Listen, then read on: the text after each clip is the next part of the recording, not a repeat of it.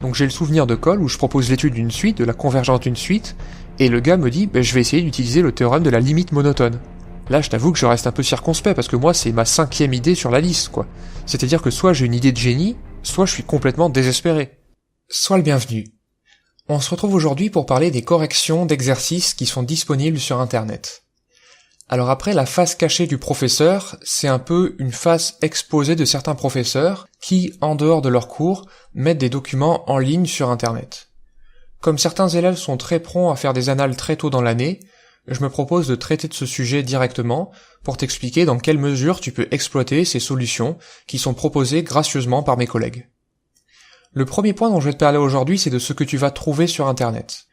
Alors les corrigés d'internet, les solutions d'exercice sont d'une qualité qui est variable. Pourquoi la qualité est variable ? Eh bien déjà c'est parce que tous les mathématiciens qui proposent des corrigés sur internet ne sont pas aussi forts les uns que les autres, donc tu vas avoir des qualités qui sont différentes juste en fonction du niveau de compétence, mais aussi parce que certains de ces corrigés ne te sont tout simplement pas destinés. Par exemple, quand j'ai corrigé les copies de l'EM Lyon l'année dernière, on m'a fourni un corrigé qui était destiné au correcteur. Il y avait là le strict minimum pour obtenir tous les points le jour du concours. Mais c'est pas là un document que je recommanderais à mes propres élèves pour leur formation. C'est-à-dire que bien entendu, il y avait tous les bons arguments au bon endroit, etc., mais il n'y avait pas le raisonnement, il n'y avait pas forcément les phrases d'introduction, etc. Et c'est parfaitement normal. Les correcteurs n'ont pas besoin de ça pour comprendre ce dont il s'agit. Maintenant, il est tout à fait possible que certaines de ces solutions, tu les trouves quelque part sur internet. Et tu vas dire, c'est bizarre, j'ai la correction et je comprends pas. C'est normal. Ce n'est pas destiné à un étudiant qui est en train d'apprendre des notions. C'est destiné soit au correcteur, soit à un étudiant à la limite qui est en fin d'année et qui peut porter un regard critique sur la correction qu'il a sous les yeux.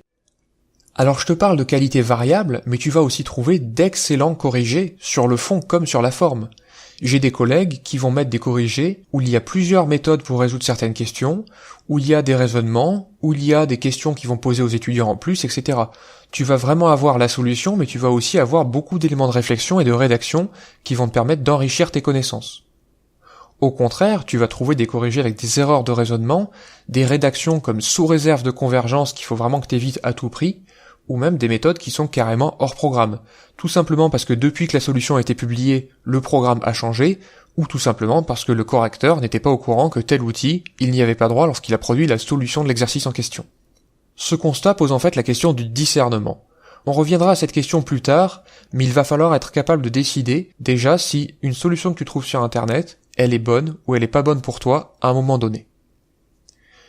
Le deuxième point que je voudrais aborder avec toi aujourd'hui, c'est ce que tu vas rarement trouver sur internet.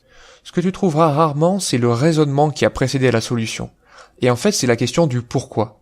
C'est-à-dire que le type qui a écrit la solution d'un exercice, il a peut-être démontré qu'une série convergeait en utilisant une comparaison série intégrale. Toi, effectivement, tu te dis, si on me dit que c'est série intégrale, j'arrive à mettre en œuvre la méthode et j'arrive à le faire, il n'y a pas de problème. Mais tout ce qui manque, c'est le pourquoi. C'est-à-dire qu'est-ce qui lui a vraiment donné l'idée d'employer une telle méthode. Ça, tu le trouveras rarement.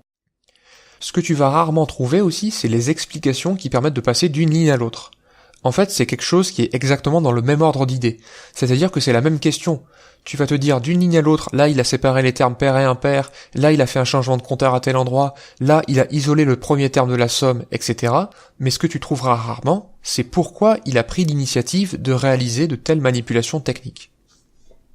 En fait, c'est un peu encore ce qui fait partie de la face cachée du professeur, et même de la face cachée des solutions d'exercice.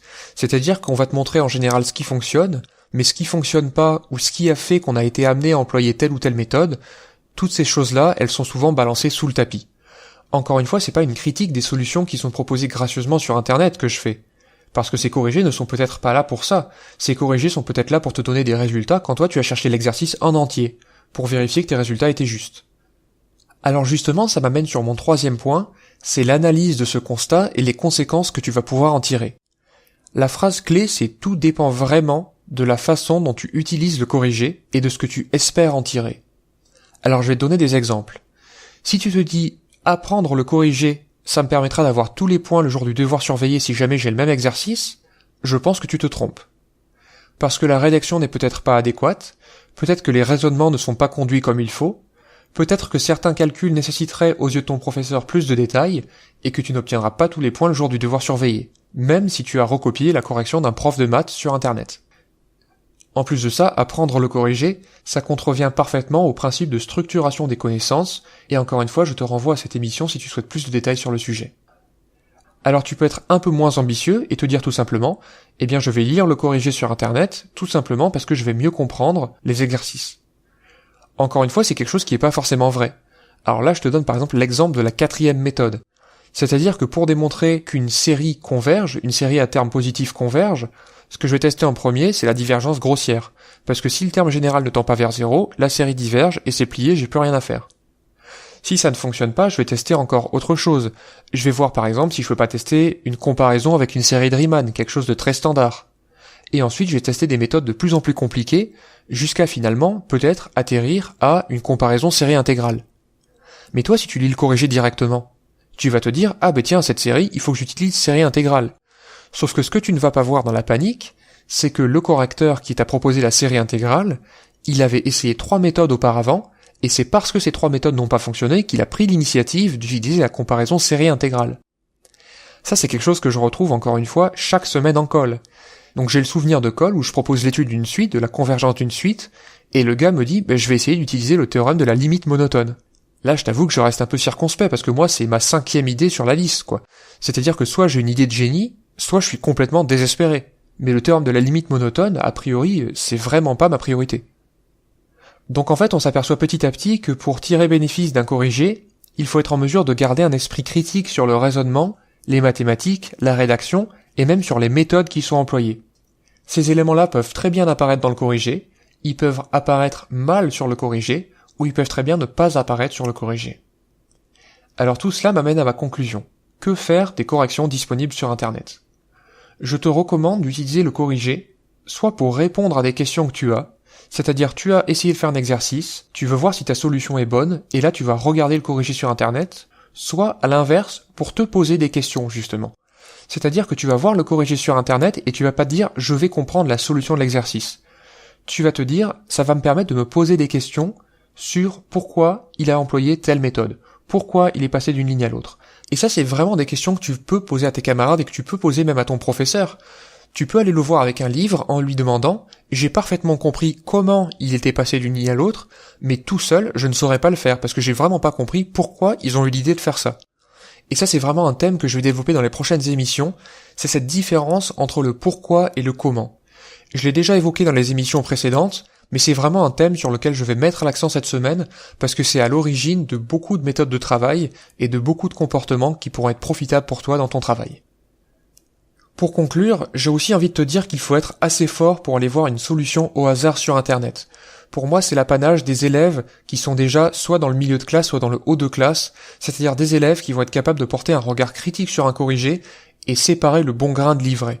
Et ça, c'est vraiment très important.